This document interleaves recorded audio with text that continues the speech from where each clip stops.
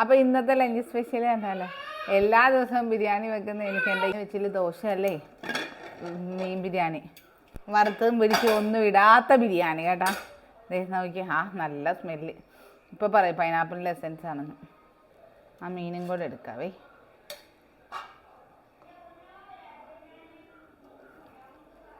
അപ്പോൾ കുറച്ച് റൈസ് എടുക്കാം. ഞാൻ എപ്പോഴും പറയുന്ന പോലെ തന്നെ എനിക്ക് എൻ്റെ ബിരിയാണി ഭയങ്കര ഇഷ്ടമാണ്. പിന്നെ കുറച്ച് സാലഡ്, വേറൊന്നും ഇല്ലാത്തതുകൊണ്ട് കുക്കുംബറും ഇച്ചിരി ഇതും കൂടെ മാത്രമായിട്ട് എടുത്ത് കേട്ടോ. ഇത്തിരി അച്ചാറ്, പിന്നെ ഗ്ലോവിക്കാണ്ട. ഇതിനെന്തുവാ പേര് പറയുന്നതെന്ന് കമൻറ്റ് ചെയ്യണേ. ഇന്ന് എൻ്റെ നാത്തൂൻ സ്പെഷ്യലാണേ. പിന്നെ ഇത് നമ്മുടെ എപ്പോഴത്തെയും ഫേവറേറ്റ് ഐറ്റം കക്കാറച്ചി.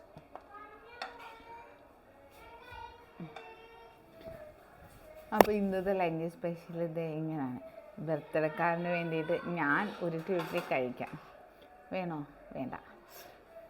അല്ലേ തന്നെ ക്യാമറയ്ക്ക് മുന്നിൽ വരാൻ ഭയങ്കര പ്രയാസമാണ്. എന്താ വെച്ചാലേ ഇന്നത്തെ വീഡിയോ ഇട്ട് പറയുന്നത് ആ ഉടുപ്പിട്ടിട്ട് എനിക്ക് ഭയങ്കര കാര്യം അകത്തൊക്കെ ഷോൾഡറിന് ഇതൊക്കെ ആയിട്ട് ഒരു സാധനമൊക്കെ ബെൽറ്റൊക്കെ ഇട്ടിട്ടുണ്ടായിരുന്നു. അപ്പം ചിലർക്കൊരു മനസ്സുഖവാ, ഇക്കാക്ക് എന്താ പൊടി കൊടുത്തിട്ട് തടി കുറയ്ക്കുന്നില്ലേ എന്നൊരു ചോദ്യം.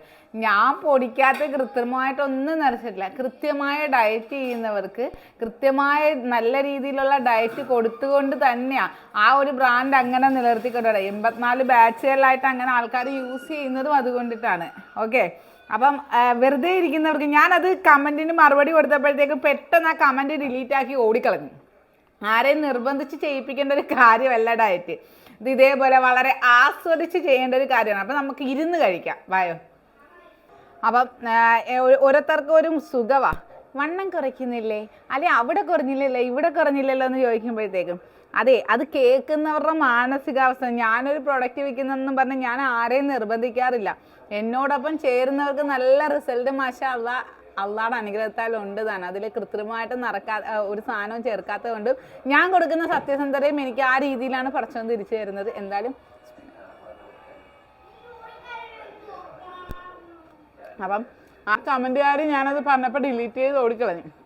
ഞാൻ എൻ്റെ കെട്ടിയവനാണെങ്കിൽ പോലും നമ്മൾ ആരെയും നിർബന്ധിച്ച് ഒരിക്കലും ഡയറ്റ് ചെയ്യിപ്പിക്കാൻ പാടില്ല.